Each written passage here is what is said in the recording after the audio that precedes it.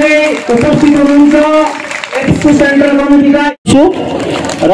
साथै junction Narzary secretary Udalguri district एफसु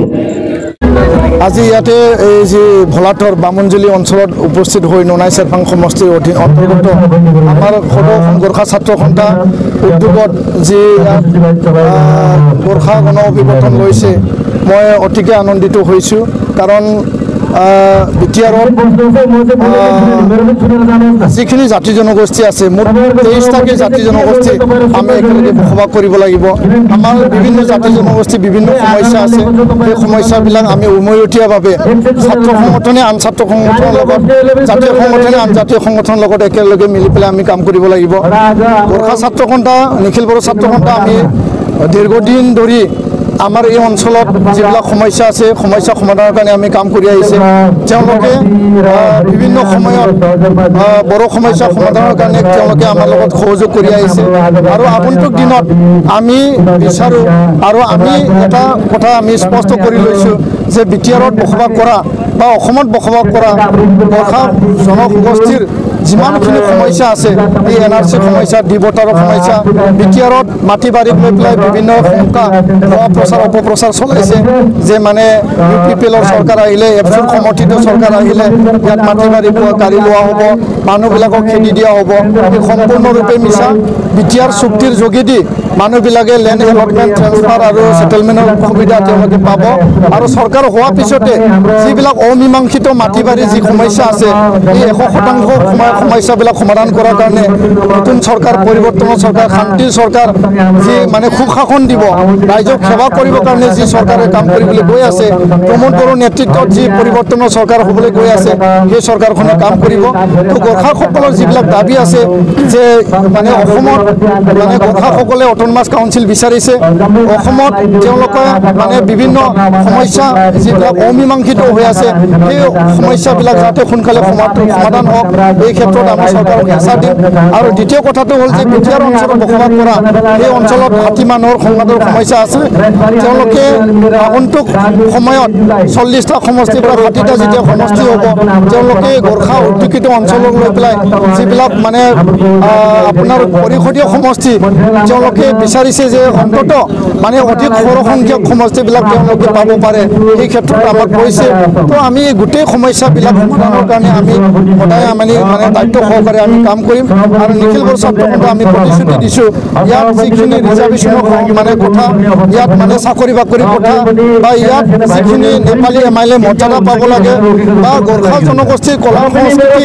মানে সুৰক্ষিত কৰাৰ কাৰণে যিখিনি পৰ্যাপ্ত ব্যৱস্থা ল'ব লাগে চৰকাৰে যিখিনি কাম কৰিব লাগে সেই ক্ষেত্ৰত আমি একেলগে সমন্বয়েৰে মিলি পেলাই আমি কাম কৰি যাম আৰু গোৰ্খা মানে ৰাইজ বড়ো ৰাইজ আমি সদায় একেলগে আছোঁ একেলগে মিলি থাকিম সকলোৱে সুৰক্ষিত জীৱন পাব সকলোৰে ধন সম্পত্তি নিৰাপত্তা প্ৰদান কৰা হ'ব মাটি বাৰী নিৰাপত্তা প্ৰদান কৰা হ'ব আৰু এই ক্ষেত্ৰত নিখিল বড়ো ছাত্ৰ সন্থাই বিটিআৰবাসী 32 লক্ষ জনসংখ্যা 23টা জাতি জনগোষ্ঠীক আমি গেৰাণ্টি দিছোঁ যে আপোনালোকে নিশ্চিন্তৰে ইয়াতে জীৱন নিৰ্বাহ কৰক আপোনালোকক কোনেও ভয় দেখুৱাব নোৱাৰে কোনেও দাবী ধমকি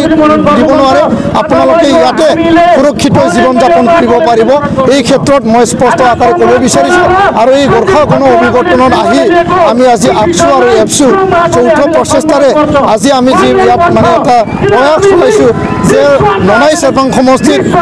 UPPL সমৰ্থিত প্ৰাৰ্থী UPPL মনোনীত প্ৰাৰ্থী কৃষ্ণ বাহাদুৰ গিৰি ডাঙৰীয়া আৰু এফচু গোৰ্খা ছাত্ৰ সন্থা বা বিটিআৰ গোৰ্খা সমাজৰ সমৰ্থিত প্ৰাৰ্থী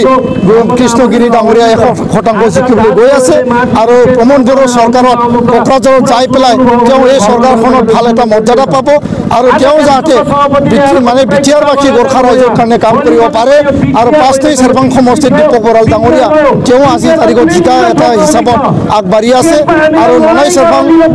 সম্পূৰ্ণ লিড লৈ পেলাই তেওঁ জিকি আছে ইয়াৰ কাৰণে মই ৰাইজক আহ্বান জনাম যে আগন্তুক যি 7 জানুৱাৰী মানে 7 ডিচেম্বৰত হ'ব লগা যি নিৰ্বাচন আছে এই নিৰ্বাচনত জনসাধাৰণে পৰিৱৰ্তনৰ কাৰণে শান্তিৰ কাৰণে সুশাসনৰ কাৰণে দুৰ্নীতি ভ্ৰষ্টাচাৰ অপশাসন উফৰাই পেলাই যাতে ডিক্টেটৰশ্বিপত চৰকাৰ উফৰাই পেলাই ভাল শাসন আমি আনিব পাৰোঁ ইয়াৰ কাৰণে ৰাইজে দলে বলে ভোটদান দিয়ে আৰু গণতন্ত্ৰৰ যি অধিকাৰ ভোটাধিকাৰৰ যি অধিকাৰ সেইটো সাব্যস্ত কৰিবৰ কাৰণে মই সকলো ৰাইজক আহ্বান জনাইছোঁ ধন্যবাদ মানে আজি বামুণজুলি আঞ্চলিক ডিমাকুচি আঞ্চলিক আৰু হৰিচিঙা আঞ্চলিক উদ্যোগত যদি গণসমাবেত ইয়াতে আজি হ'ল এই ভোলাটাৰ মানে খেলপথাৰত ইয়াতে স্পষ্ট হৈ গৈছে ননাইচাৰ ভাঙত বসবাস কৰা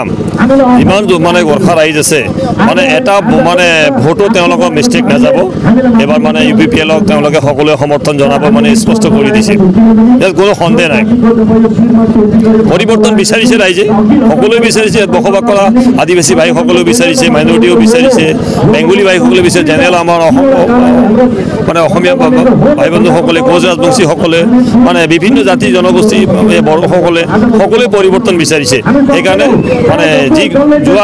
যোৱাবালিৰ 15 বছৰৰ যি কলা অধ্যায় সমাপ্ত কৰি মানে ৰাইজে মানে পৰিৱৰ্তন মানে স্বচ্ছ এটা মানে সমাজ গঢ় দিবলৈ আগবাঢ়ি আহিছে সুৰেশ তাঁতীটো আৰু